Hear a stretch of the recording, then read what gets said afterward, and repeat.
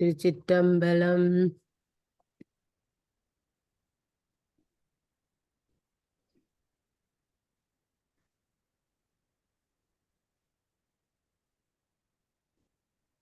ஓம் சிவாய நம. ஓம் பிரம்மா விஷ்ணு சிவாய நம. 3 பேருக்கும் பரபிரம்மம் பரம் விஷ்ணு. படிங்க, அதை சொல்லுங்க. பரபிரம்மம் பர விஷ்ணு. எனக்கு அது வருது, எனக்கு பிள்ளையா சொல்லாதங்க. ரெக்கார்ட். பத்ம புராணம். இப்புராணம் பற்றி ஆதியில் ஒரே ஒரு புராணம் தான் இருந்தது. 100 கோடி பாடல்களை கொண்டதாக அப்புராணம் இருந்தது.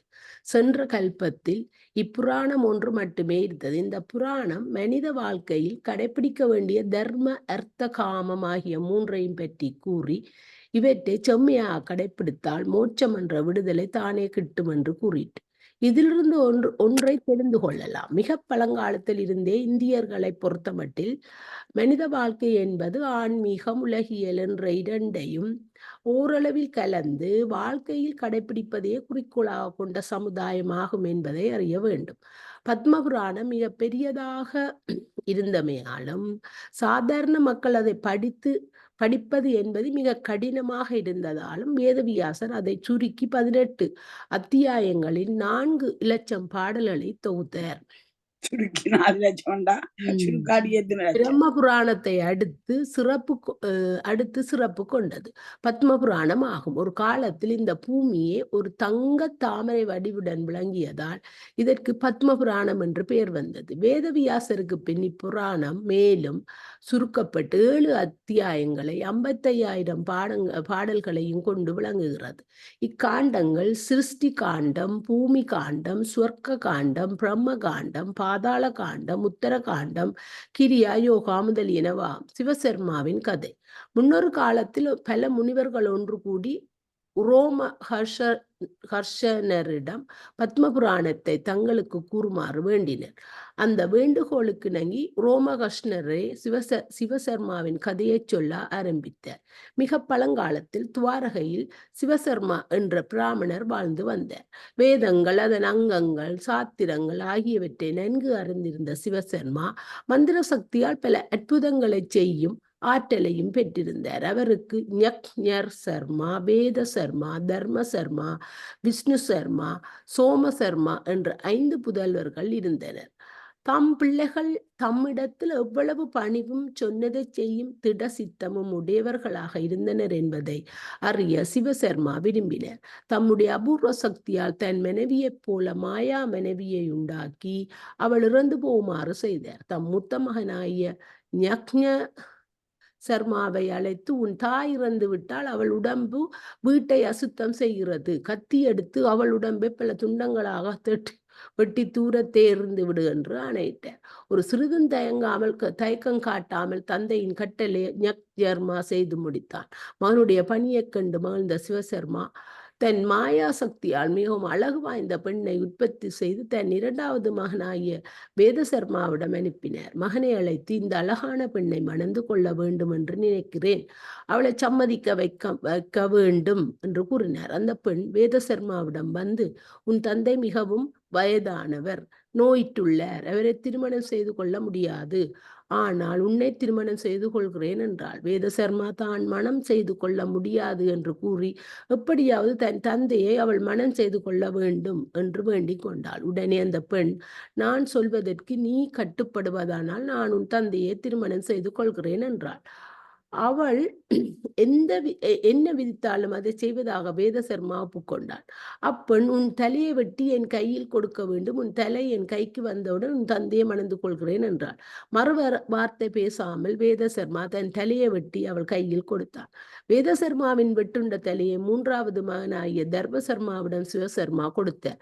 அந்த தலையை வைத்துக்கொண்டு மிக தீவிரமாக தர்ம தேவதையை தியானம் செய்தான் தர்மசர்மா. தர்ம தேவதை படியுங்க. நேரில் வந்தவுடன் என் அண்ணனின் உயிரை தர வேண்டும் என்று வேண்டிக் கொண்டான். அப்படியே அண்ணன் பிழைத்தவுடன் இவருமாக சென்று தந்தையை வணங்கி நின்றனர். மகிழ்ச்சியடைந்த சிவசர்மா 4வது மகனாகிய விஷ்ணு சர்மாவை அழைத்து, நீ இந்திரலோகம் சென்று இந்திரனின் கொஞ்சம் இந்திரனிடம் கொஞ்சம் அமிர்தத்தை வாங்கி வா என்றார். விஷ்ணு சர்மா இந்திரலோகம் சென்று அமிர்தத்தை தேடுகையில் இவனுடைய எண்ணத்தை மாற்ற முயன்று இந்திரன் மேனகை அவனிடம் அனுப்பினான். மேனகை அவனை மயக்கி, நாம் இருவரும் மனதில் செய்து கொண்டால் மிகச் சிறப்பாக இன்பத்தை தருவேன் என்று கூறினாள். குரோல் பண்ணு கொஞ்சம் மேல். விஷ்ணு சர்மா மேல கொஞ்சம் குரோல் பண்ண. விஷ்ணு சர்மா அதற்கு இசையாமல் போகவே துர்தேவதைகளை அனுப்பி விஷ்ணு சர்மாவை கலைக்க முயன்றார். அதற்கு விஷ்ணு சர்மா மசியவில்லை என்றவுடன் தேவேந்திரன் ஒரு பாத்திரத்தில் அமிர்தத்தை கொடுத்தார். விஷ்ணு சர்மாவும் அந்த அமிர்தத்தை கொண்டு வந்து சிவசர்மாவிடம் கொடுத்தான். மகிழ்ந்த சிவசர்மா இந்த 4 பிள்ளைகளையும் நேரே விஷ்ணுலோகம் போகுமாறு அனுப்பி வைத்தார். எஞ்சி இருக்கும் 5வது பிள்ளையான சோமசர்மாவை அழைத்து, நானும் உன் தாயாரும் தீர்த்த யாத்திரை போகிறோம், அதுவரை இந்த அமிர்தத்தை கவனமாக பாதுகாத்து வைத்திரு என்று கூறிவிட்டு அமிர்தத்தை அவனிடம் கொடுத்து விட்டு போனார். சில காலம் கழித்து சிவசர்மாவும் அவன் மனைவியும் தொழுநோயால் பாதிக்கப்பட்ட உடம்புடன் சோமசர்மாவிடம் வந்து சேர்ந்தனர். அவன் முகம் சுளிக்காமல் அவர்களுக்கு பணிவிட செய்தான். சிவசர்மா தேவையில்லாமல் கோபித்துக் கொண்டு சோமசர்மாவை வாயில் வந்தபடி ஏசினார். கமலா கொஞ்சம் மேக்சிமைஸ் பண்ணுவாப்பம். இதை விட நான் இதை செய்யலாது. அது என்ன ஒரு சுங்குடி நேற்று இருந்தது பார்க்க சின்ன இடத்துல அதே போலதான் இருக்குது. இப்ப ரெக்கார்ட் போகுது. அவற்றை எல்லாம் பொருட்படுத்தாமல் சோமசர்மா சொண்டு செய்தான். ஒரு நாள் திடீரென்று உன்னிடம் அமிர்தத்தை கொடுத்து வைத்திருந்தேனே, அதை கொண்டு வா என்றார். மகனுக்கு கட்டளையிடுவதற்கு முன்பே சிவசர்மா அந்த அமிர்தத்தை காணாமல் போகுமாறு செய்தார். அதை அறியாத சோமசர்மா பாத்திரம் காலியாக இருப்பதை பார்த்து தன்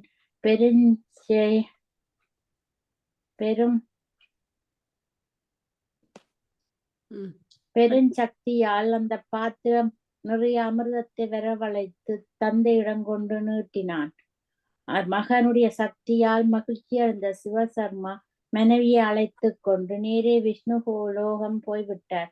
தனியே விடப்பட்ட சோமசர்மா ஆழ்ந்த தியானத்தில் இருக்கும் பொழுது துர்தேவதைகள் அவனை சூழ்ந்து கொண்டு அவன் கவனத்தை திருப்ப முயன்றன. தேவதைகளை கண்டு பயத்தால் இறந்து போனான். அதனால் அடுத்த ஜென்மத்தில் ஹிரண்யன் என்ற அரக்கனுடைய மகனாக பிரகலாதன் என்ற பெயருடன் பிறந்தான். இவர்தான் பிறந்தான். மிகுந்த புண்ணியம் செய்திருந்ததால் அரக்கனாக பிறந்தும் மிகுந்த விஷ்ணு பக்தனாக விளங்கினான் பிரகலாதன். இந்த விருத்ராசுரன் தான் அந்த இந்திரன் கதையில வாடுறது. இவனை கொண்டபடியாத்தானே அவனுக்கு பிரமஹத்தி தோஷம் பிடிச்சது. இந்திரனுக்கு கொண்டபடியாத்தான். காசிப முனிவரின் மனைவி அருள் திதி என்பவன் தேவர்களுக்கு விரோதிகளான தைத்தியர்களை பெற்று கொண்டிருந்தாள். காசிபனின் மற்றொரு மனைவியும் திதியின் சகோதரியுமான அதிதி தேவர்களை பெற்று கொண்டிருந்தாள். அவருள் இந்திரன் 4 கைகளுடனும் கோடி சூரிய பிரகாசத்துடனும் பிறந்தார். 4 இந்த இந்திரன் மிகுந்த பலவானாகி தேவர்களுக்கு தமையனாகவும் ஆகிவிட்டார். திதியின் பிள்ளைகளாகிய தைத்திரியர்களை இது இந்திரன் கதைதான் பெறப்போகுது. அழித்து கொண்டிருந்தான். இதை அறிந்த திதி படம் வரைக்குது. அடுத்ததாவா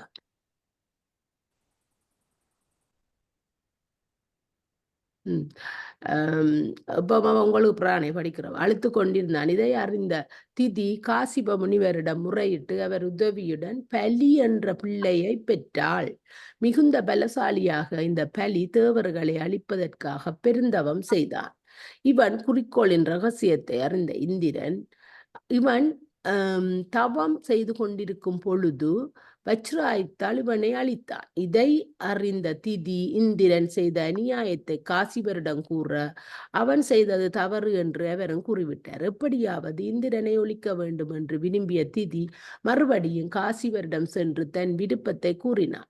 இந்திரன் மேல் பெருஞ்சினம் கொண்ட காசிபர் தன் தலையில் இருந்த ஒரு முடியை பறித்து பூமியில் எறிந்தார்.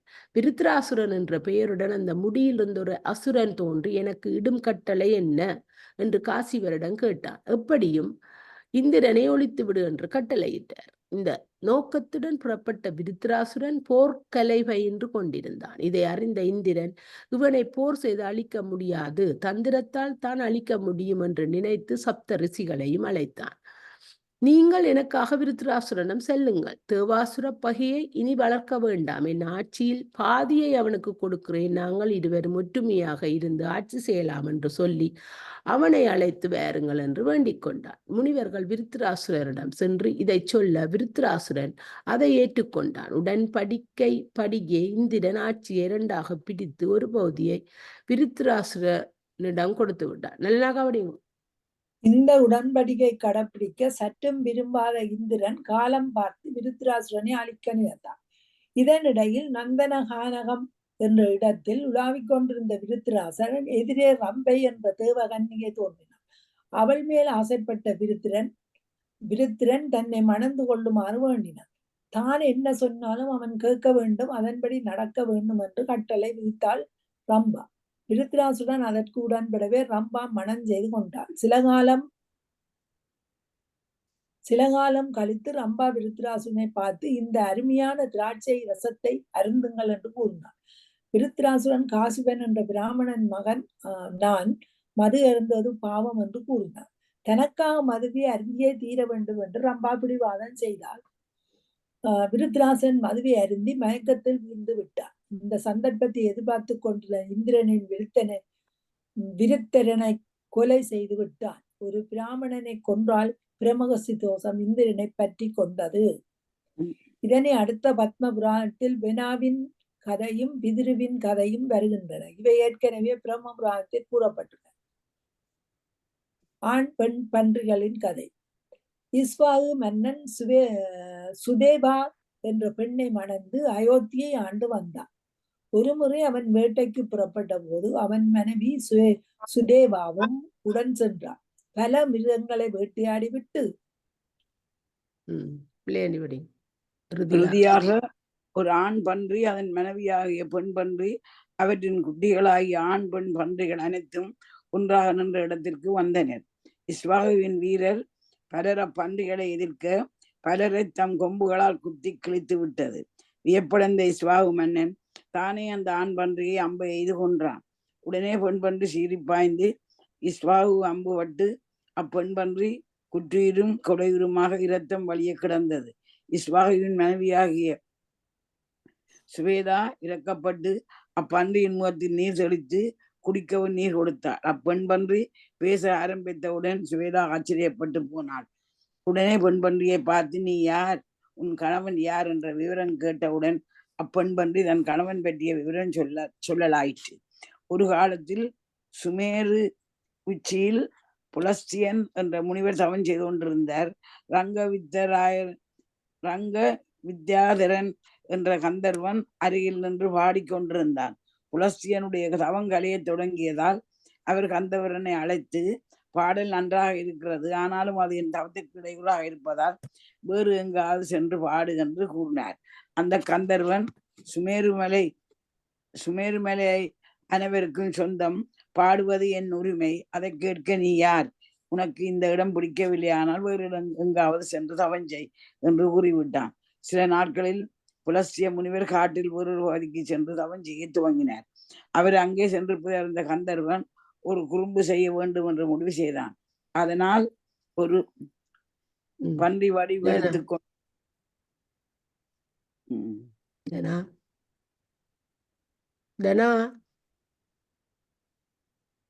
இல்லையா பன்றி வடிவெடுத்துக்கொண்டு புலஸ்திய முனிவர் தங்கியிருந்த பர்ணசாலையை அடுத்து பூமியை தோண்ட துவங்கினார். தவங்கலைந்த புலஸ்திய முனிவர் இது சாதாரண காட்டு பன்றி அன்று, ரங்க வித்யாதரன் என்ற பழைய கந்தர்வர் தான் என்பதை அறிந்து கொண்டார். கடும் சினம் கொண்ட புலஸ்திய முனிவர், நீ பூமியில் பன்றியாக பிறக்க கடவாய் என்று சாபமிட்டார். சாபத்தை கேட்டு நடுங்கி போன வித்யாதரன் தன்னை மன்னிக்குமாறு வேண்டினான்.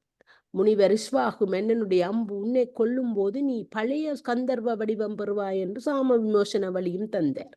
இப்பொழுது உன் கணவனாகிய இஸ்வாகு அம்புபட்டு என் கணவன் கதி அடைந்து விட்டான் என்று கூறி முடிக்கவும், சுவேதா உன்னுடைய கதை என்ன என்று கேட்க பெண் பன்றி தன் கதையை கூறத் தொடங்கியது. ஒரு காலத்தில் ஸ்ரீபுரம் என்ற ஊரில் வசுதத்தா என்ற பிராமணன் வசித்து வந்தான். அவனுக்கு சுவேதா என்ற பெண், அதாவது இஸ்வாகுவின் மனைவி சுவேதா வேறு, இவள் வேறு இருந்தாள். நல்ல கல்வி அறிவு உடையவனாயினும் தனக்கு ஒரே பெண் என்ற காரணத்தால் மகளுக்கு அளவுக்கு மீறி செல்லம் கொடுத்து ஒரு அகங்கார சொரூபமாக அவளை வளர்த்து வந்தாள். அவளுக்கு மனப்பருவம் வந்ததும் எத்தனையோ பேர் அவளை மணக்க முன் வந்ததும் வசுதத்தா தன் மகளை அவர்களுக்கு மனம் செய்து கொடுக்க மறுத்து விட்டான். தன் ஒரே பெண்ணை பிரிந்திருக்க முடியாததால் அனாதையாக உள்ள ஒருவனுக்கு தன் மகளை மனம் முடித்து வீட்டோடு மாப்பிள்ளையாக வைத்துக் கொள்ள விரும்பினான். சிவசர்மா என்ற ஏழை பிராமணனுக்கு தன் மகளை மனமுடித்து வீட்டோடு வைத்து கொண்டான். அகங்கார வடிவினலாகிய சுவேதா கணவனை தூசி போல நல்லா கவனிங்க தூசி மதித்து நடத்தி வந்தாள். மனைவியின் கொடுமையை தாங்க முடியாத சிவசர்மா ஒருவருக்கும் சொல்லாமல் ஒரு நாள் வீட்டை விட்டே போய்விட்டார். வசுதத்தாவின் மனைவி தன் மகளை செல்லம் கொடுத்து கொடுத்ததையும் அந்த மகள் கணவனாக தூசாக மதித்து நடத்தியதையும் எடுத்து கூறி, இப்படிப்பட்ட பெண் வீட்டில் இருப்பதில் யாருக்கு நன்மை இல்லை, வீட்டை விட்டு அனுப்பிவிடுக என்று கூறினார். மனைவி சொல்லில் இருக்கும் உண்மையை புரிந்து கொண்ட வசுதத்தா தன் செல்ல மகளை வீட்டை விட்டு துரத்தி விட்டார். ஊரூராக சென்று பிச்சை எடுத்து வயிறு வளர்க்க வேண்டிய சூழ்நிலைக்கு வந்த சுதேவா கடைசியாக ஒரு ராஜ்யத்தில் புகுந்து இந்த செல்வமுடைய ஒருவன் வீட்டில் பிச்சை கேட்டார்.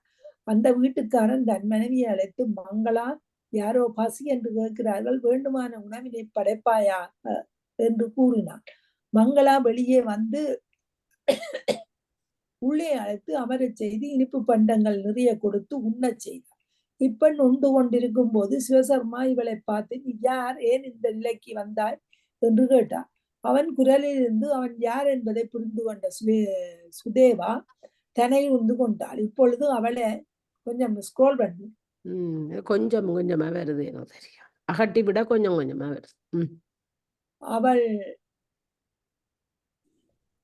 உண்டு கொண்டிருக்கும் போது சிவசர்மா அவளை பார்த்து, நீ யார், ஏன் இந்த நிலைக்கு வந்தாய் என்று கேட்டான். அவன் குரலில் இருந்து அவன் யார் என்பதை புரிந்து கொண்ட சுதேவா தலை குனிந்து கொண்டார். இப்பொழுது அவளை அறிந்து கொண்ட சிவசர்மா மங்களாவிடம் நடந்ததை கூறி, இவளின் மனைவி, இவளை நன்றாக பாதுகாப்பாயாக என்று கூறினார். மங்களாவும் அப்படியே செய்தாள். என்றாலும் தான் செய்த குற்றத்தை நினைந்து வருந்தி சுதேவா உயிரை விட்டு விட்டார். நரகலோகத்தில் பல தண்டனைகளையும் அனுபவித்து பிறகு கரையான் பூச்சி வாழ்க்கை என்பவற்றில் பிறந்து வாழ்ந்து படிப்படியாக முன்னேறி இறுதியாக சுவேதா ஒரு பெண் பன்றியாக பிறந்தாள். அந்த பெண் பன்றி வேறு யாரும் அல்ல, நான் தான் என்று ஸ்வாகுவின் மனைவிக்கு பெண் பன்றி தன் பூர்வ வரலாற்றை கூறி பெண் தெய்வ வடிவை எடுத்துக்கொண்டது. உடனே தேவகணங்கள் வந்து இந்த உயிரை விமானத்தில் ஏற்றி சொர்க்கத்துக்கு அழைத்து சென்றனர். கிரிகலா சுகலா கதை. ஒரு காலத்தில் வாரணாசியில் கிரிகலா என்ற வைசியன் வாழ்ந்து வந்தான். திடீரென்று தீர்த்த யாத்திரை போக வேண்டும் என்று, வாரணாசிதான் காசி, வேண்டும் என்று மனைவியிடம் சொன்னான். சுகலா என்று அவன் மனைவியின் தானும் உடன் வருவேன் என்று அடம் பிடித்தாள். வழியில் எத்தனையோ இடையூறுகள் ஏற்படும் என்று அஞ்சி கிரிகலா அவளிடம் சொல்லாமலே யாத்திரைக்கு புறப்பட்டு விட்டான். கணவனிடம் மிக்க அன்பு கொண்டது சுகலா உணவு உறக்கம் என்பதை விட்டு தரையில் கிடந்து உறங்கத் தொடங்கினாள். அவளது உறவினர்கள் அவளிடம், உன் கணவன் தீர்த்த யாத்திரைக்குத்தானே போயிருக்கிறார், நீ ஏன் இப்படி மனதை குழப்பிக்கொண்டு உடம்பை கெடுத்துக் கொள்கிறாய் என்று கூறினார்கள். அவள் கூறியது ஏற்காத சுகலா, என்னிடம் சொல்லாமல் போனதே என்னை ஒதுக்கி வைத்தது போலத்தான், ஆகவே நான் இந்த விரதங்களை அனுஷ்டிப்பது நியாயம்தான் என்று வாதாடினாள். இருமுறை இந்திரன் ஒரு பணியாளன் முறை ஒருவன் ஒரு முறை ஆண்டி ஒரு முறை ஒரு முறை இந்திரனின் பணியாளன் ஒருவன் வந்து, அம்மா, உன் கணவன் போய் 3 ஆண்டுகள் ஆகிவிட்டன, அவன் எங்கே போனான் என்று யாருக்கும் தெரியவில்லை. தனா தனா என்ன நடக்குது? போனவனை நினைத்து அவதிப்பட்டு நிலைமையை ஏன் பாழாக்கிக் கொள்கிறாய்? எங்கள் எஜமானர் உங்களை மணந்து கொள்ள தயாராக இருக்கிறார் என்று கூறியவுடன், உங்கள் எஜமானன் ஜார் என இந்திரன் என்று எஜமானன் ஜார் என இந்திரன் என்று அவன் விடை கூறியதும், உன் எஜமானனை இங்கு வரச் சொல்லென்றான். முழு அலங்காரங்களுடன் இந்திரன் அங்கு வந்தான். இந்திரனை நன்றாக கடிந்து கொண்டு, இப்படிப்பட்ட பாவச் செயல்களில் தேவேந்திரன் இறங்கக்கூடாது என்று ஏசி அனுப்பிவிட்டான். இந்த நிலையில் தன் தீர்த்த யாத்திரையை முடித்துக்கொண்டு கிரிகலா வீடு திரும்ப தயாரானான். அப்போது ஒரு அசரீரி பின்வருமாறு கூறுகிட்டு, கிரிகலா, இத்தனை தீர்த்தங்களில் நீ குளித்தும் கடுகளவு புண்ணியமும் சேரவில்லை. அதனால் உன் முன்னோர்கள் இன்று நரகத்தில் தான் அழுந்தியுள்ளனர் என்று கூற, கிரிகலா, நான் என்ன தவறு செய்தேன் என்று கேட்டான். அசரீரி, உன்னையே நம்பியிருக்கும் உன் மனைவியை அழைத்து கொண்டு தீர்த்த யாத்திரை செல்லாமல் நீ மட்டும் போனதால் ஒரு பயனும் இல்லை. உடனே அவளை சென்று அடைவாயாக என்று கூறவே விரைவாக வீடு திரும்பிய கிரிகலா மனைவியோடு மகிழ்ச்சியாக இருந்தான். அப்போது அங்கே வந்த இந்திரன் கிரிகலாவை பார்த்து, இப்படி ஒரு மனைவியாடிய நீ புண்ணியம் செய்திருக்க வேண்டும். அவள் மனத்தை கிளைக்க நான் எவ்வளவோ முயன்றும் அது முடியவில்லை. ஆகவே உங்களுக்கு ஒரு வரம் தருகிறேன். என்ன வரம் வேண்டும் என்று கேட்க, கிரிகலாவும் அவன் மனைவியும், நாங்கள் நேர்மையான வழியிலிருந்து விலகாமல் இருக்க வேண்டும் என்று நாங்கள் வாழ்கின்ற இடம் நாரி தீர்த்தம் என்ற பெயருடன் புண்ணிய ஸ்தலமாக விளங்க வேண்டும் என்றும் கேட்டனர். இந்திரனும் அவ்வாறே கொடுத்து மகிழ்ந்தான். பிப்பலாவின் கதை. காசிபனின் மகனாகிய பிப்பலா உலகத்தில் உள்ள யாவரையும் விடத்தான் அதிக ஆற்றலை பெற வேண்டும் என்ற எண்ணத்துடன் தவம் செய்தான். ஊன் உறக்க மனத்தையும் துறந்து தவம் செய்த அவன் உடம்பை சுற்றி பாம்புகள், கொடிய விலங்குகள் ஆகியவை இருந்தும் அவன் தவத்திலேயே இருந்தான். அவன் உடம்பை சுற்றி கரையான் புற்று வைத்தும் அவன் தவம் கலையவில்லை. இந்த நிலையில் 3000 ஆண்டுகள் கழிந்தன. அவனுடைய ஆற்றல் அவனை சுற்றி இறந்திருப்பதுடன் அவன் தலையை சுற்றி ஒரு ஒளி வளையமும் உண்டாயிற்று. பிரம்மா, விஷ்ணு, சிவன் ஆகிய மூவரில் குறிப்பாக யாரையும் நினைத்து தவம் செய்யாததால் திடீரென்று ஒரு அசரீரி கேட்டது. பிப்பிலா, உன் தவத்தை மெச்சினோம், உனக்கு என்ன வரம் வேண்டும் என்று கேள். உடனே பிப்பிலா, இவ்வுலகத்தில் உள்ள அனைத்தையும் அடக்கியாலும் ஆற்றலை நான் பெற வேண்டும் என்று கூறினார். அப்படியே ஆகட்டும் வந்தது அசரீரி. மகிழ்ச்சி மிகுந்த பிப்பிலா ஒரு குளக்கரையில் அமர்ந்து கொண்டு தன்னையும் தான் பெற்ற வரத்தையும் மனத்தில் நினைந்து மகிழ்ச்சி அடைந்து கொண்டிருந்தார். அப்பொழுது அக்குளத்தில் இருந்த ஒரு கொக்கு, அடே பிப்பலா, 3000 ஆண்டுகள் தவம் செய்து என்ன செய்து விட்டாய்? ஒரு தவமும்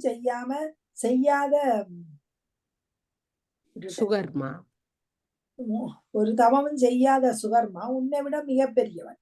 அவனை போய் பார், நீ எவ்வளவு சாதாரணமானவன் என்பது தெரியும் என்று கூறிட்டு கொக்கு பேசிய அதிசயத்தை பார்த்த பிப்பலா, நீ யார் என்று கேட்டான். அதையும் சுவர்மாவை கேட்டு தெரிந்து கொள் என்று கொக்கு கூறியது. சுவர்மா இருக்கும் இடத்தை கொக்கு கூறவே பிப்பலா சுவர்மா இருக்கும் இடம் வந்து சேர்ந்தான். சுவர்மா தன் பெற்றோர்களை உபசரித்துக் கொண்டிருந்தான். உபசரணை முடித்த சுவர்மா வெளியே வந்தவுடன், ஓ பிப்பிலா, இந்த உடம்பை வருத்தி 3000 ஆண்டுகள் செலவு செய்து என்ன பயனை பெற்றாய்? நான் உன்னை போல் தவம் செய்யவில்லை, வேதங்களை கருத்து குடிக்கவில்லை. ஆனாலும் இந்திராதி தேவர்கள் நான் அழைத்தால் இங்கு வந்து நிற்பார்கள். அது மட்டுமல்ல, உன்னிடம் பேசிய கொக்கு பிரமனே ஆவார். இன்னும் ஏதாவது தெரிந்து கொள்ள விரும்புகிறாயா என்று கேட்டான் சுவர்மா. இந்திரன் முதலானவர்களை அங்கு வருமாறு செய்த சுவர்மா, என்னுடைய சக்தியை காட்டவே இவர்களை இங்கு வரவழைத்தேன் என்று கூறினான். இதற்கு மேலும் உனக்கு ஒரு விளக்கம் தருவதற்கு ஜதாதியின் கதையை சொல்லுகிறேன் கேள் என்றான். ஜதாதியின் கதை. இக்கதை முன்னரே பிரம்மபுராணத்தில் சொல்லப்பட்டது. இங்கு சொல்லப்பட்டதற்கும் இங்கு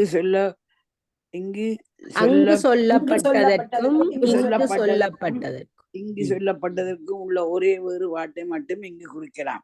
பிரம்ம புராணத்தில் புரு என்ற தன் மகனிடம் தன் முதுமையை கொடுத்து அவன் இளமையாக ஜதாதியை வாங்கியதற்கு காரணம் உலகை சுற்றி பார்க்க என்று கூறப்பட்டுள்ளது.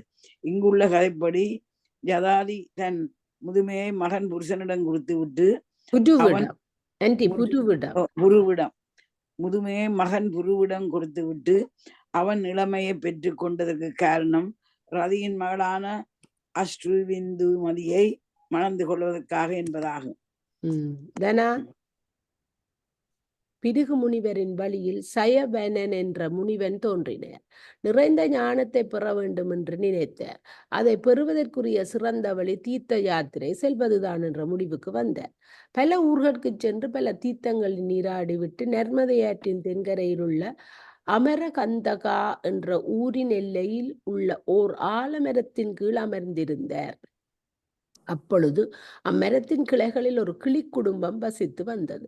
ஆண்கிளியின் பெயர் குஞ்சலா. இக்கிளி தன் மனைவி 4 மகன் கிளிகளுடன் வசித்து வந்தது. பிள்ளைகளுள் மூத்த கிளியாகிய உஞ்ச்வலா காலை இடை தேடச் சென்று தாய் தந்தையருக்கு வேண்டுமான இடையை தேடிக்கொண்டு மாலை வரும். அந்த உணவை மற்ற கிளிகள் பகிர்ந்து சாப்பிடும். சயவன முனிவர் அங்கு தங்கியிருந்த நேரத்தில் மேலே உள்ள கிளி குடும்பத்தில் நடந்த உரையாடலை கேட்க நேர்ந்தது. குஞ்சலா கிளி: தந்தை: மகனே உஞ்சலா, இன்று எங்கு இடை தேட போயிருந்தா? உஞ்சலா சொல்றார்: தந்தையே, பிளக் தீவு என்ற பகுதிக்கு தான் நான் இடை தேட செல்வது வழக்கம். அதை ஆள்கின்ற மன்னன் திவோதசா என்பவன் ஆவான். அவனுக்கு திவ்ய தேவி என்று அழகான ஒரு பெண் இருந்தால் அவளுக்கு திருமணம் செய்ய ரூபா நாட்டின் அரசன் சித்திரசேனனை தேர்ந்தெடுத்தார்கள். திருமணம் நிச்சயிக்கப்பட்டு அதற்குரிய சடங்கு நடந்தது. இது நடந்த சில நாட்களில் சித்திரசேனன் இறந்து விட்டான். அடுத்த ரூபசேனன் என்ற மன்னனை நிச்சயத்து சடங்குகள் நடைபெற்றன. திருமண தேதிக்குள் அவனும் இறந்து விட்டான்.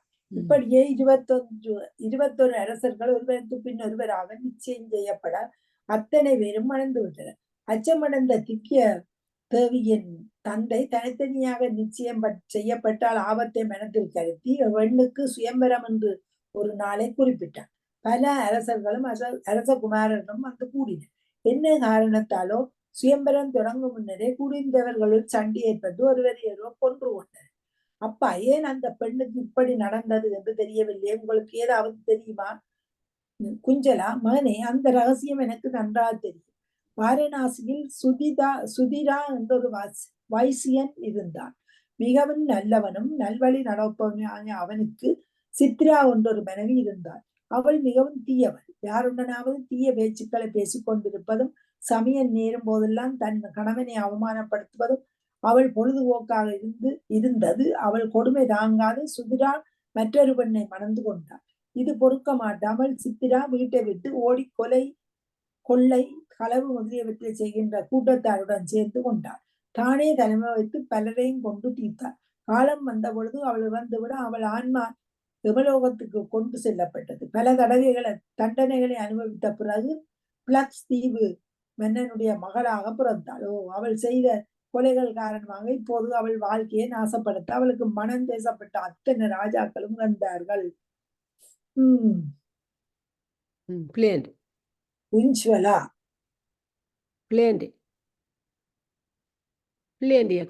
காணையில போட்டா தனாமையும் காணையில. உஞ்சலா: தந்தையே, எனக்கு ஒரு சந்தேகம். இத்துணை கொலைகள் செய்து நரக வேதனை அனுபவித்த இவள் ஒரு சாதாரண பிறப்பெடுக்காமல் எப்படி பிளக்ஷத்தீவு மன்னனுக்கு மகளாக பிறக்க முடிந்தது?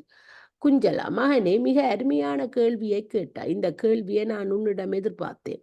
அதற்கான காரணம் உனக்கு சொல்வேன். இத்துணை கொலைகள் செய்து வாழ்க்கை நடத்தி இருந்தாலும் ஒரு நாள் இவள் வீடு தேடி உணவு கேட்டு ஒரு முனிவர் வந்தார். தன் தீய குணங்களை எல்லாம் மறந்து விட்டு அவரை வரவேற்று பாதபூசை செய்து அவருக்கு உணவன் தந்தாள். அந்த புண்ணியன்தான் அரசன் மகளாக பிறக்க செய்தது. குஞ்சுவலா: தந்தையே, அந்த பெண்ணுக்கு தன் பாவங்களிலிருந்து வெளியேறி நற்கதி அடைய வழி உண்டா என்பதை சொல்ல வேண்டுகிறேன். குஞ்சலா: உண்டு மகனே. அவள் எல்லாவற்றையும் துறந்து காட்டுக்கு சென்று விஷ்ணுவை குறித்து கடுந்தவம் இயற்றினதால் அவள் உய்கதி அடைய முடியும். அவளிடத்தில் அன்பு வைத்திருக்கு. நீ நாளை அங்கு செல்லும் பொழுது அவளை கண்டு இதனை சொல்வாயாக. நிறம் மாறிய எண்ணங்கள். ஆலமரத்தின் மேல் குடியிருந்த கிளி குடும்பத்தின் தலைவன் குஞ்சலா தன் 2வது பிள்ளையாகிய சமுஸ்வலாவிடம் பேசத் தொடங்கிட்டு: குஞ்சலா: தந்தை, என் 2வது மகனை சமுஜவலா, நீ எப்பக்கம் இடதேட போகின்றாய்? நீ ஏதாவது விசேஷத்தை கண்டாயா? சமுஸ்வலா: மகன்: தந்தையே, வடதிசையில் இமயத்தில் இருக்கும் மானச ரோவர் மானசரோவர் என்ற ஏரிக்குத்தான் இடைதேடிச் செல்கிறேன். ஒரு முறை நான் அங்கு இருந்த பொழுது முழுவதும் கருநிறம் வாய்ந்த ஒரு பெரிய அன்னப்பறவையும் அதன் பின்னர் அதே கருநிறம் பொருந்திய பல அன்னங்களும் மானசரோவருக்குள் வந்தன. சற்று நேரத்தில் உடல் முழுவதும் வெள்ளையும் மூக்கும் காலும் கருப்பாக உள்ள சில அன்னங்கள் வந்து சேர்ந்தன. இந்த பறவைகள் எல்லாம் ஏரியில் நீந்தி விளையாடும் பொழுது மிகப்பெரிய ஒரு ராஜா அன்னமும் 2 துணி அன்னங்களும் மானச ரோவர் உள்ளே இருந்து புறப்பட்டு வெளியே பறந்து சென்று விட்டன. சற்று நேரத்தில் பேவடிவுடைய 4 பூதங்கள் மானசரோவர் கரைக்கு வந்து மிகப்பெரிய குரலில் ஓலமிட்டு கொண்டே இருந்தன. இதை பார்த்த எனக்கு தலையும் புரியவில்லை, காலும் புரியவில்லை. இது பற்றிய விளக்கங்கள் ஏதேனும் தர முடியுமா? குஞ்சலா: தந்தை: மகனே, இந்த ரகசியத்தை நான் அறிவேன். இதோ உனக்கு சொல்கிறேன். ஒரு முறை நாரதர் இந்திரலோகம் சென்றார். இந்திரன் அவரை மகிழ்ச்சியுடன் வரவேற்று, நீண்ட நாட்களாக உங்களை காணவில்லையே, எங்கு சென்றிருந்தீர்கள் என்று கேட்டான். நாரதர் தீர்த்த யாத்திரை சென்றிருந்தேன் என்றார். உடனே இந்திரன், ரொம்ப நல்லது. எல்லா தீர்த்தங்களையும் பார்த்த தாங்கள் அவற்றில் மிக உயர்ந்தது எது என்று சொல்ல முடியுமா என்று கேட்க, அனைத்தும் உயர்ந்ததுதான் என்று ஒன்றை குறிப்பிட்டு சொல்ல முடியாது என்று கூறிவிட்டார். இதை தெரிந்து கொள்ள வேண்டும் என்று இந்திரன் விரும்பியதால் அனைத்து தீர்த்தங்களிடையும் தன்னிடம் வருமாறு ஆணையிட்டான். இந்திர சபையில் கங்கை, கோதாவரி, நர்மதா, சரஸ்வதி, புண்ணியா, காவேரி ஆகிய 58 தீர்த்தங்களும் தலைவிகளாகிய பெண்களும் பிரயாகை, வாரணாசி, அவந்தி, புஷ்கரா, மதுரா முதலிய 10 நகரங்களின் தலைவிகளும் வந்து நின்றனர். இந்திரன் அவர்களை பார்த்து, பெண் கொலை, சிசு கொலை, பிராமண கொலை, பசுக்கொலை முதலிய பெரும் பாவங்களை செய்தவர்களுள் உங்களில் யாரிடம் வந்தால் அனைத்து பாவங்களையும் தீர்க்க முடியும் என்பதை எனக்கு தெரிவிக்க வேண்டும் என்றான். அவர்கள், இத்தனையும் தீர்க்கும் ஒரே தீர்த்தத்தையோ ஒரே நகரையோ எங்களால் குறிப்பிட்டு காட்ட முடியாது. ஒன்றை மட்டும் சொல்ல முடியும். மிகவும் தெய்வீகமானது என்று சொல்லக்கூடியவை பிரயாகை, புஷ்கரா, அர்க்கிய தீர்த்ததா, வாரணாசி என்பனவாகும். இதை பற்றி தெரிந்து கொள்வதற்கு ஒரு கதையும் உண்டு. பாஞ்சால நாட்டில் வாழ்ந்த விதுரன் மிக்க கோபத்தால் ஒரு பிராமணனை கொன்று விட்டான். அதன் பிறகு தன் பாவத்தை போக்கிக் கொள்ள தீர்த்த யாத்திரை புறப்பட்டான். போகும் வழியில் தன் ஆசிரியரை கொன்ற சந்திர சர்மா என்பவனை சந்தித்து இருவருமாக யாத்திரை தொடங்கினர். மனம் செய்து கொள்ளக்கூடாத பெண்ணை மனம் செய்து கொண்ட வேத சர்மா என்பவனும் இந்த இருவருடன் சேர்ந்து கொண்டான். வெஞ்சுலா என்ற குடிகாரனும் இம்மூவருடன் சேர நால்வரும் தங்கள் பாவம் போக்கும் தீர்த்தத்தை நாடி சென்று இந்த நால்வரும் ஒரு வழியில் ஒரு முனிவரை சந்தித்து தங்கள் கதைகளை கதையை சொல்லி எந்த தீர்த்தத்தில் நீராடினால் தங்கள் பாவங்களை போக்கிக் கொள்ள முடியும் என்று கேட்டது. அவர் பிரயாகை, புஷ்கரா, அர்க்கை தீர்த்தா, வாரணாசி என்ற நான்கையும் கூறி அங்கே சென்றால் உங்கள் பாவங்களை கழுவிக் கொள்ளலாம் என்றனர். இவர்கள் நால்வரும் அங்கெல்லாம் சென்று நீராடினர். அவர்கள் பாவம் போகவில்லை. அதன் எதிராக இவர்கள் பாவம் காரணமாக அந்த 4 இடங்களும் தூய்மையை இழந்தன. இந்த 4 தீர்த்தங்களும் கருப்பு அன்னங்களாக வடிவெடுத்து இந்த பாவிகளை பின்தொடர்ந்தனர். இந்த நால்வரும் எங்கெங்கு சென்று குளித்தார்களோ அந்த தீர்த்தங்கள் எல்லாம் பாவப்பட்டு கருப்பு அன்னங்களாக மாறி இவர்களை பின்தொடர்ந்தன. இவர்கள் நீராடாத தீர்த்தங்களும் என்ன நடக்கிறது என்று பார்க்க தாங்களும் அன்னப்பறை வடிவெடுத்து இவர்களை தொடர்ந்தன. இவர்கள் பாவம் படாததால் அவை வெண்மையான அன்னமாக இருந்தன. இந்த முறையில் 64 தீர்த்தங்கள் கருப்பு வெள்ளையுமான 64 அன்னங்களாக இந்த 4 தொடர்ந்தன. இறுதியாக இந்த 4 மிக புனிதமான மானச விரோவர் நதியில் குளிக்க மானசரோவரும் தூய்மை கட்டு அதுவும் ஒரு கரிய மிகப்பெரிய அன்னப்பறவையாக வடிவெடுத்தார். இறுதியாக இந்த 4 பாவிகளும் நர்மதா நதியும் ரேவா நதியும் சங்கமம் ஆகின்ற இடத்தில் குளித்தனர். உடனே அவர்கள் பாவங்கள் அவர்களை விட்டு நீங்கின. இதை பார்த்த கருப்பு அன்ன வடிவில் இந்த ஏனைய தீர்த்தங்களும் அங்கு குளித்தவுடன் தூய்மையான நிறம் பெற்றன. மானசரோவரில் நின்று அழுது கொண்டிருந்த 4 பூதங்களும் இங்கு குளித்தவுடன் பாவங்கள் நீங்கி இறந்தனர். இந்த இடம் குப்ஜ தீர்த்தம் என்று அழைக்கப்படுகிறது. மகனே, நீ பார்த்த காட்சி இதுதான் என்பதை இப்பொழுது அறிந்து கொண்டிருப்பாய். இது ஒரு உருவக கதை, அலேஜகரி என்பதை நீ அறிய வேண்டும் என்று தந்தை கிளி கூறி முடித்தது. 3வது கிளி குஞ்சு சொன்ன கதை. தந்தை கிளியான குஞ்சலா தனது 3வது மகனான விஞ்சலாவை பார்த்து, மகனே, நீ எங்கு இதை போறாய்? நீ பார்த்த அதிசயம் ஏதேனும் உண்டா என்று கேட்டது. மூன்றாவது மகன், ஆம் தந்தையே, நான் இதுவரை தேடுவதற்கு இதுவரை நான் இதை தேடுவதற்காக சுமேரு மலையில் அனந்தகானகம் என்ற ஒரு வனம் உள்ளது. அப்பக்கம் தினமும் செல்கின்றேன். மிக அற்புதமான இடமாகிய அதில் இயற்கைகளில் பூத்து குலுங்குகிறது. ஒரு அற்புதமான குளமும் இருக்கிறது. அந்த குளத்தில் பூக்கள், அன்னப்பறவைகள் ஆகியவை நிறைந்துள்ளன. கந்தர்வர்கள், வித்யாதாரர்கள், ஏனையவர்கள் ஆகிய பலரும் தினமும் அங்கு வருகிறார்கள். பொன்மயமான தேவலோகத்து விமானங்களும் அங்கு வருகின்றன. குளத்தின் பக்கத்தில் ஒரு மரத்தில் அமர்ந்து குளத்தை வேடிக்கை வாழ்த்து கொண்டிருந்தேன். குரோல் பண்ண மேலுக்கு திடீரென்று ஒரு பெண்ணும் விமானம் ஒன்றில் ஆகிய இளைஞனும் ஒரு பெண்ணும் வந்து இறங்கினார்கள். ஒளிபடத்த முடிய அவ்விருவரும் குளத்தில் நீராடி மிக அற்புதமாக உடைகளை அணிந்து கொண்டனர். கையில் ஆளுக்கு ஒரு பெரிய கத்தியை ஏந்தி கொண்டனர். இந்த அமைதியான சூழ்நிலையில் சரோ வாசிக்கிறீங்களா? சரோ வாசிப்பீங்களோ? எதற்கென்று நான் சிந்தித்துக் கொண்டிருக்கும் போதே ஒரு கொடூரமான காட்சியை கண்டேன். குளத்துக்கரையில் 2 சடலங்கள் கிடந்தன. அவர்கள் யார் என்று நான் பார்த்த பொழுது வியந்தேன். விமானத்திலிருந்து இறங்கிய அந்த இருவரின் முகம், அங்க அடையாளங்கள் அப்படியே அந்த சடலங்களில் இருந்தன. நான் ஆச்சரியப்பட்டு கொண்டிருக்கும் போதே மிக கொடுமையான செயல் ஒன்று நடந்தது. அந்த பெண் சடலத்தின் சில பகுதிகளை வெட்டி தின்று கொண்டிருந்தார். அந்த ஆண் மகன் அந்த ஆண் சடலத்தின் சில பகுதிகளை வெட்டி தின்று கொண்டிருந்தான்.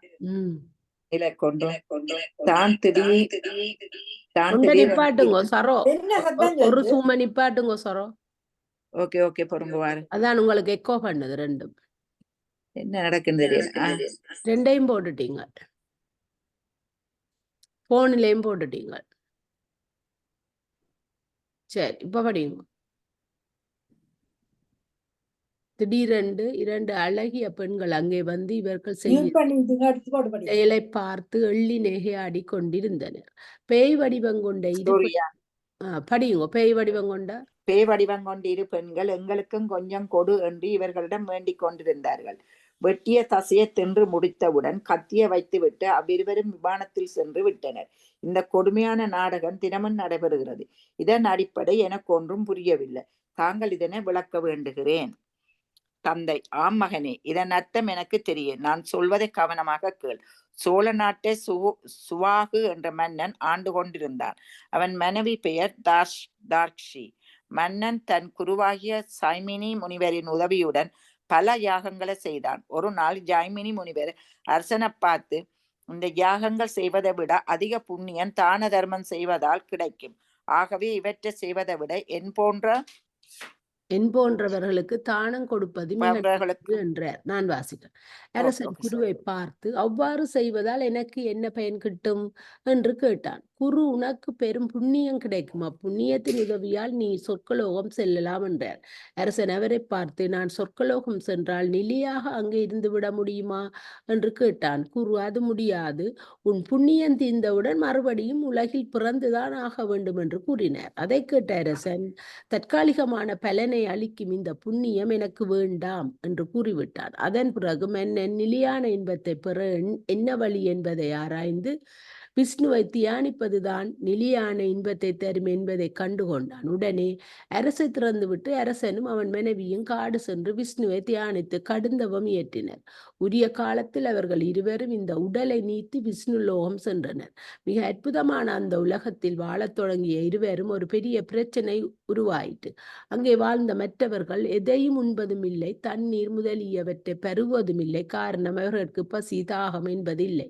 ஆனால் மன்னனையும் அவன் மனைவியையும் பசியும் தாகமும் வாட்டிட்டு செய்வதறியாது தியத்த அவர்கள் இறுதியாக வாமதேவன் என்ற முனிவர் தவம் செய்து கொண்டிருந்த பர்ணசாலையை கண்டு, அதாவது மன்னனும் அவன் மனைவியும் தம் பிரச்சனையை அவரிடம் கூறினர். அவர், நீ கடுந்தவம் இயற்றியது உண்மைதான், அதனால் விஷ்ணுலோகம் வந்தாய். ஆனால் நீ உயிருடன் இருக்கும்போது பசியோடும் தாகத்தோடும் வந்த ஏழைகளின் பசியையோ தாகத்தையோ போக்க மறுத்து விட்டாய்.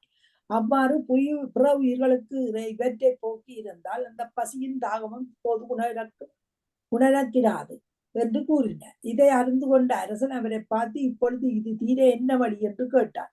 வழியொன்றும் இல்லை, காட்டில் நீங்கள் இருவரும் விட்டு வந்த சடலங்கள் இப்பொழுது சுமேருவில் உள்ள குளக்கரையில் உள்ளன. அங்கு சென்று உங்கள் உடலையே வெட்டி உண்டு உங்கள் பசியை தணித்துக் கொள்ளுங்கள் என்று கூறினார். வேறு வழி இல்லை என்பதை அறிந்த அரசன் இதற்கு எப்பொழுது விமோசனம் என்று கேட்டார். முனிவர், என்றாவது ஒரு நாள் யாரோ ஒருவர் விஷ்ணுவின் மந்திரங்களை உங்கள் காதுகளில் படம்படியாக பாடினால் அதை கேட்டவுடன் உங்கள் பிரச்சனை தீர்ந்துவிடும் என்று கூறினார். அந்த மன்னனும் மனைவியும் விஷ்ணுலோகத்திலிருந்து தினமும் வந்து தங்கள் உடல்களை தாங்களே வெட்டி தின்பதை தான் நீ பார்த்தாய். எங்களுக்கு கொஞ்சம் தா என்று கேட்கும் 2 பேய்களும் பசி தாகம் என்பதே ஆகும். கைகொட்டி சிரிக்கும் 2 பெண்களும் பிரஜை சிரத்தை என்பனவாகும். மகனே, நாளைக்கு அந்த மந்திரத்தை உபதேசிக்கிறேன். நீ சென்று அவர்கள் காதில் படும்படி இந்த மந்திரத்தை பாடி அவர்கள் துயரம் நீங்க உதவி புரிவாயாக. மறுநாள் அந்த குஞ்சுக்கிளி அரசன் அவன் மனைவி இருவரும் பிணத்தை தின்ன வரும் பொழுது அவர்கள் காதில் படும்படி அந்த மந்திரத்தை பாட அவர்கள் இருவரும் இக்கொடுமை இன்று மீண்டு விஷ்ணுலோகம் சென்றனர். அழுகையில் மலர்ந்த மலர்கள். ஆலமரத்தில் இருந்த குஞ்சலா என்ற தந்தைக்கிளி கவிஞ்சலா என்ற 4வது மகனை பார்த்து, மகனே, நீ எங்கே இருந்து வருகிறாய்? ஏதாவது அவசியத்தை பார்த்தாயா என்றது. கவிஞ்சலா, ஆம் தந்தையே, நான் தினமும் கைலாச மலைக்கு செல்கிறேன். கைலாயம் மிக அற்புதமான அளவுடன் இயற்கையில் கொஞ்சம் நிலையில் உள்ளது. கங்கை முதல் நூற்றுக்கணக்கான புண்ணிய நதிகள் அங்கே ஓடுகின்றன. கைலாயத்தின் ஒரு புறத்தில் ஒரு பெரிய ஏரியில் நீர் நிறைந்துள்ளது. அந்த ஏரியில் மலர்கள் பூத்து குலுங்குகின்றன. அதன் ஒரு புறத்தில் ஒரு கற்பாறை உள்ளது. அதன் மேல் ஒரு பெண் அமர்ந்து அழுது கொண்டிருக்கிறாள். அவள் கண்ணீர் ஏரியில் வந்து விழுந்தவுடன் தாமரை மலர் போன்ற ஒரு மலர் பூக்கிறது. அந்த பாறையின் பக்கத்தில் சிவனுடைய விக்கிரகம் உள்ளது.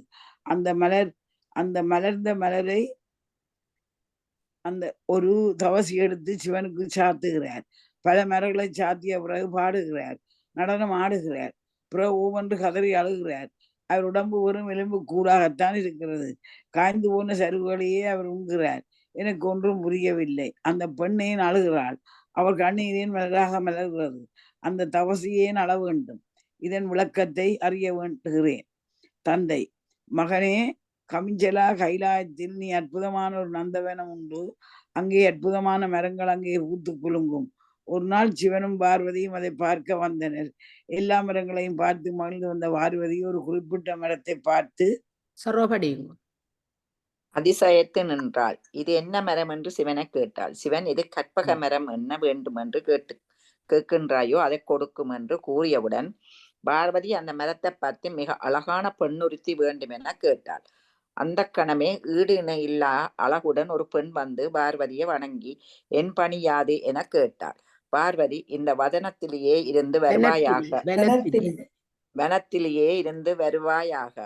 நகுசன் என்ற மன்னன் உன்னை வந்து மனம் செய்து கொள்வான் என்று கூறிவிட்டு அசோக சுந்தரி என்று அப்பெண்ணைக்கு பெயரிட்டு மறைந்தாள்.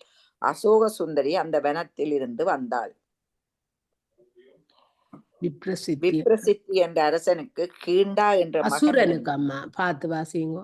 அசுரனுக்கு கீண்டா என்ற மகன் இருந்தான். அவன் ஒரு நாள் கைலாசத்தில் உள்ள நந்தவனத்திற்கு சென்றான். உடனே அசோக சுந்தரி மேல் காதல் கொண்டு தன்னை மனம் புரிந்து கொள்ளுமாறு வற்புறுத்தினான். அசோக சுந்தரி மறுக்கவே பல மந்திர தந்திரங்கள் தெரிந்த கீண்டா ஒரு பெண் வடிவெடுத்து அவளை சந்தித்தான். அப்பெண் வடிவை யார் என்று அசோக சுந்தரி கேட்க, அப்பெண் தான் ஒரு விதவை என்றும் தன் ஆச்சிரமத்தில் தவம் புரிவதாகவும் கூறிவிட்டு அசோக சுந்தரியை தன் ஆச்சிரமத்துக்கு அழைத்தாள்.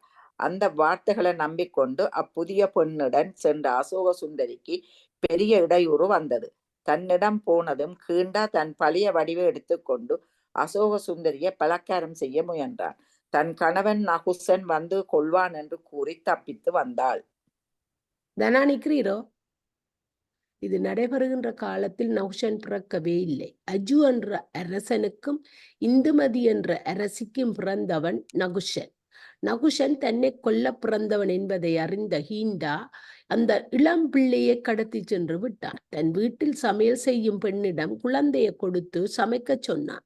குழந்தை மேல் இறக்கப்பட்ட அவள் மான் கறியை சமைத்து ஹீண்டாவுக்கு கொடுத்து விட்டு குழந்தையை எடுத்து சென்று வசிட்டரிடம் ஒப்படைத்தாள். ஒரு அரசனுக்கு வேண்டிய அனைத்து கலைகளையும் ஆயுத பிரயோகங்களையும் வசிட்டர் நகுஷனுக்கு கற்பித்தார். எதை கண்டாலும் பயந்து கொண்டிருந்த குழந்தைக்கு நாகாஷன் அதாவது நகுஷன் அதாவது அச்சமில்லாதவன் என்ற பெயரை தந்தார். நாலாவட்டத்தில் நகுஷன் பெரியவனாக அசோக சுந்தரியை திருமணம் செய்து கொண்டான். அவளை அடைவதற்காக செய்த போரில் ஹீண்டாவை கொன்று விட்டான். நகுஷனுக்கும் அசோக சுந்தரிக்கும் பிறந்த குழந்தைதான் பிரசித்தி பெற்ற ஜஜாதியாவரோ. இறந்து போன ஹீண்டாவின் மகன் விகுண்டன் பெரியவனாகி தன் தந்தையை கொன்ற நகுஷனை கொள்வதற்காக சக்தி பெற விஷ்ணுவை குறித்து தவம் புரிந்தான். அத்தவம் பலித்தால் அதனால் ஏற்பட போகும் பெரிய பிரச்சனை கருதி விஷ்ணுவை தவத்தை கலைக்க புறப்பட்டார். ஒரு அழகிய பெண் வடிவை எடுத்துக்கொண்டு நடமாடினார். அந்த பெண்ணின் அழகை கண்ட விகுண்டன் அவள் தன்னை மனம் புரிந்து கொள்ள வேண்டும் என்று வேண்டினான். அப்பெண் தடையொன்றுமில்லை, ஆனால் 7 கோடி காமோடா பூக்களை கொண்டு சிவனை அர்ச்சித்து விட்டு அதை ஒரு மாலையாக கட்டி என் கையில் கொடுத்தால் உன்னை மணந்து கொள்வேன் என்றான். சரி ஒப்புக்கொண்ட விகுண்டன் கமோடா புஷ்பங்களை தேடினான். காட்டில் அப்படியொரு பூ இல்லை என்று அறிந்து கொண்ட நிலையில் தன் குல குருவான சுக்ராச்சாரியாரை நாடினான். அவர் இது மண்ணில் பூக்கும் பூ அன்று என்று கூறிவிட்டு பாட்கடல் கடைந்த பொழுது மறிவந்தவள் கமோதா என்ற பெண், இவள் கங்கைக்கரையில் உள்ளாள். இவள் சிரித்தால் இவள் சிரிப்பிலிருந்து மஞ்சள் நிறமுடைய சமோதா பூக்கள் தோன்றும். அதை சிவனுக்கு அர்ச்சித்தால் நினைத்ததெல்லாம் கைவிடும். ஆனால் அப்பெண் அழுதால் மனமில்லாத சிவந்த பூக்கள் வடிவன், அதை தொடவே கூடாது என்றார். கங்கைக்கரையில் கமோதாவை தேடி செல்ல புறப்பட்டான் விகுண்டன். நாரதர் எதிரே வந்து, நீ அவள் இருக்கும் இடத்தை தேடி செல்ல வேண்டாம், அவளிடம் இருந்து வரும் பூக்கள் கங்கையில் மிதந்து வரும், அவற்றை எடுத்து நீ சிவனுக்கு அர்ச்சித்தால் அது போதும் என்று கூறினார். விகுண்டன் அதை ஏற்றுக்கொண்டவுடன் நாரதர் கமோதாவிடம் சென்று விஷ்ணு உலகத்தில் சென்று பிறக்க போகிறார் என்று கூறிவிட்டார். அதை கேட்ட கமோதா விஷ்ணு அவருடைய லோகத்தில் இருந்து பூலோகம் போகிறார் என்பதை கேட்டு கண்ணீர் சிந்தி அழலானாள். கங்கையில் வந்த பூக்களை எடுத்து சிவபூசையை துவங்கிய விகுண்டன் சுக்ராச்சாரியா சொன்னதை மறந்து துவங்கிய விகுண்டன் சுக்ராச்சாரியா சொன்னதை மறந்து விட்டாள். பூக்கள் கங்கையில் வருவதை பார்த்து மகிழ்ந்த அவன், இது கமோதாவின் அழுகையில் பிறந்ததா சிரிப்பில் பிறந்ததா அவனுக்கு தெரியல.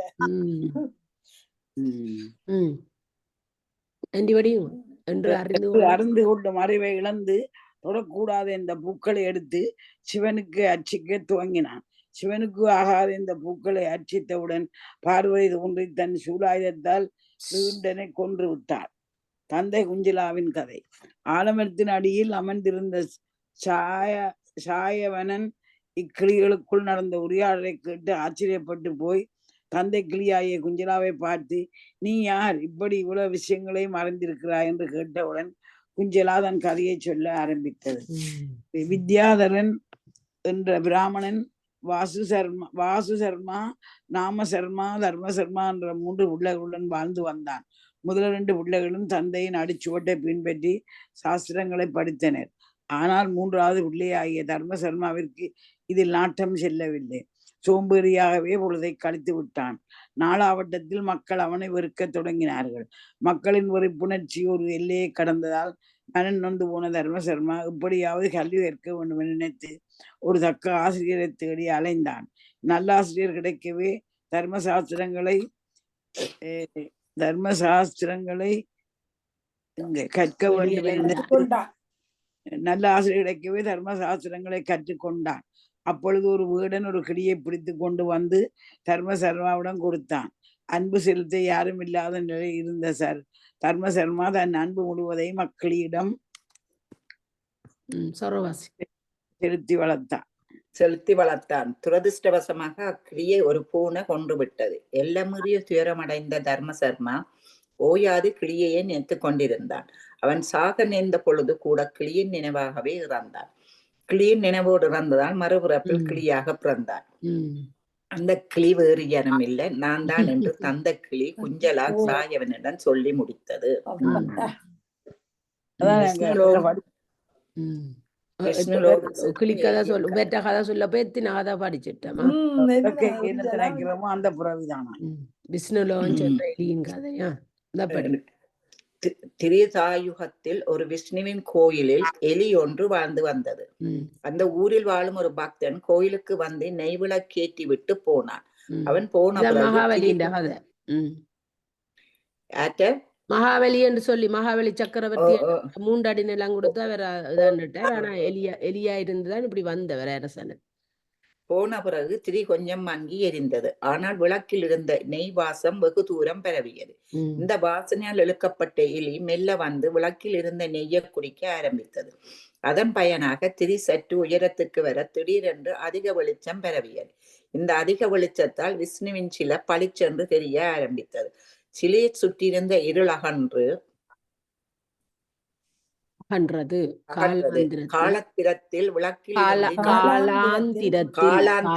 விளக்கில் இருந்து நெய்யை குடித்து சென்று எதிர்பாராமல் திரியை தூண்டி சென்ற எலியை ஒரு பாம்பு கடித்து இறந்தது. யம தூதர்கள் வந்து எலியின் ஆவியை கட்டி இழுத்து கொண்டு யமலோகம் செல்ல புறப்பட்டனர். திடீரென்று விஷ்ணுவின் பணியாளர் பலர் அங்கே வந்தனர்.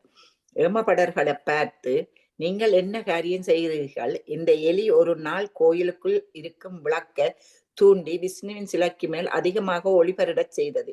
இந்த தொண்டினால் அது செய்த பாவங்கள் எல்லாம் மன்னிக்கப்பட்டு விட்டன என்று கூறிவிட்டு எலியின் ஆவிய விஷ்ணு லோகத்துக்கு அழைத்து சென்றது. நான் கேட்டுக்கொண்டிருக்கிறேன். பலகாலம் விஷ்ணு லோகத்தில் இருந்து மகிழ்ந்த அந்த எலி பின்னர் ஒரு அரசகுமாரியாக பிறந்தது. விஷ்ணு கோயிலுக்கு விளக்கு ஏற்றுவதால் ஏற்படும் மிகப்பெரிய பயனை இக்கதை அறிவிக்கிறது. திரேதா இங்க மாறி போயிருக்கு, பத்மபுராணத்துல மாறி வந்திருக்குது, பெண்ணாக பிறந்திருக்கிறன்னு வந்திருக்கு. திரேதாயுகத்தில் ஸ்ரீதரன் என்ற அரசனும் ஹோம பிரபாவதி என்ற அரசியும் சுகமாக வந்தனர். எல்லா சுகம் இருந்தும் தங்களுக்கு பிள்ளை இல்லையே என்ற கவலை வாட்டி வதைத்தது. ஒரு முறை ஸ்ரீதரன் வேதவியாசரை சந்தித்து தனக்கு ஏன் பிள்ளை இல்லை என்று கேட்டான். உன்னுடைய பூர்வ ஜென்மத்தில் சந்திரன் என்ற பெயருடைய பிராமணனாக வாழ்ந்தாய். இப்பொழுதுள்ள உன் மனைவி சங்கரி என்ற பெயருடைய உன் மனைவியாக வாழ்ந்தாள். நீங்கள் இருவரும் ஏதோ ஒரு காரியத்துக்காக அவசரமாக புறப்பட்டு செல்கையில் ஒரு குழந்தை தண்ணீருக்குள் மூழ்கி இறக்கும் நிலையில் இருந்தது. உங்கள் காரியமே முக்கியம் என்று சட்ட செய்யாமல் போனீர்கள். அதனால் இந்த ஜென்மத்தில் உங்களுக்கு பிள்ளை இல்லாமல் போய்விட்டது என்றார். அது கேட்ட ஸ்ரீதரன் இப்பொழுது என்ன செய்யலாம் என்று கேட்க, பூசணிக்காய் பொன் முதலியவற்றை ஏழைகளுக்கு தானம் செய்வதால் குழந்தை பிறக்கும் என்றார். ஸ்ரீதரன் அவ்வாறு செய்து அழகிய பிள்ளை பெற்று வாழ்ந்தான். தர்மத்தின் பலன் இது என்று கூறுவது இக்கதை. லக்ஷ்மி விரதத்தின் சிறப்பு. துவாபர யுகத்தில் சௌஷ்டிராஷ்டிர தேசத்தில் பத்ராஷ்டிரவன் என்ற அரசன் ஆட்சி செய்து வந்தான். அவன் மனைவி பெயர் சுரதி சந்திரிகா. அவர்களுக்கு சியாமபாலா என்ற பெண் குழந்தை இருந்தது. ஒரு நாள் குழந்தை வெளியே விளையாடச் சென்றிருந்த பொழுது லட்சுமி தேவி ஒரு வயதான பிராமணத்தி வடிவம் கொண்டு அரண்மனைக்கு வந்தார். அரண்மனை காவல்காரன், அம்மா நீ யார், இங்கே வந்த காரணம் யாது என்று வினவ, அரசியின் பழைய பிறப்பையும் இப்பொழுது அவள் செய்ய தவறிய சில காரியங்களையும் அவருக்கு நினைவூட்ட வந்தேன் என்றார். காவல்காரன், அம்மா நீங்கள் சொல்வது புரியவில்லை என்று சொன்னவுடன் லட்சுமி தேவி விவரமாக பின்வருமாறு கூறினார். இப்பொழுது அரசியாயிருக்கும் சுரதி சந்திரிகா முன் ஜென்மத்தில் ஒரு வைசியனின் மனைவியாக இருந்தார். எவ்வித நட்பண்களும் இல்லாமல் செல்வச்செருக்காக இருந்தாள். கணவனிடம் சண்டை போட்டுக்கொண்டு அவளை வீட்டுக்கு விட்டு சென்றாள். சென்ற அவளை மனித ரூபத்தில் இருந்த லட்சுமி தேவி, துயரன் நீங்க வேண்டுமானால் லட்சுமி விடம் இருக்க வேண்டும் என்று அறிவுரை கூறியவுடன் இந்த வைசியன் மனைவி செம்மையான முறையில் லட்சுமி விரதம் இருந்தாள். அதன் பயனாக அவள் இறந்தவுடன் விஷ்ணு லோகம் சென்று பலகாலம் அங்கே வாழ்ந்தாள்.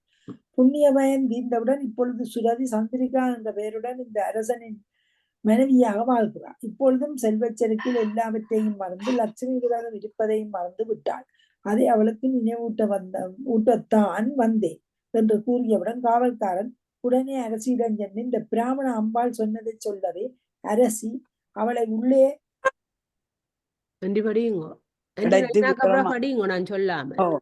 அவளை அழைத்து விவரமாக அனைத்தையும் கேட்டாள். இவள் கூறியதை கேட்டவுடன் மிகுந்த கோபம் கொண்ட அரசி அவளை அழைத்து துரத்தி விட்டாள். அழுது கொண்டே வந்த அவளை தெருவில் விளையாடச் சென்றிருந்த சிறுமி சியாம பாலா ஏன் அழுகிறீர்கள் என்று கேட்டாள்.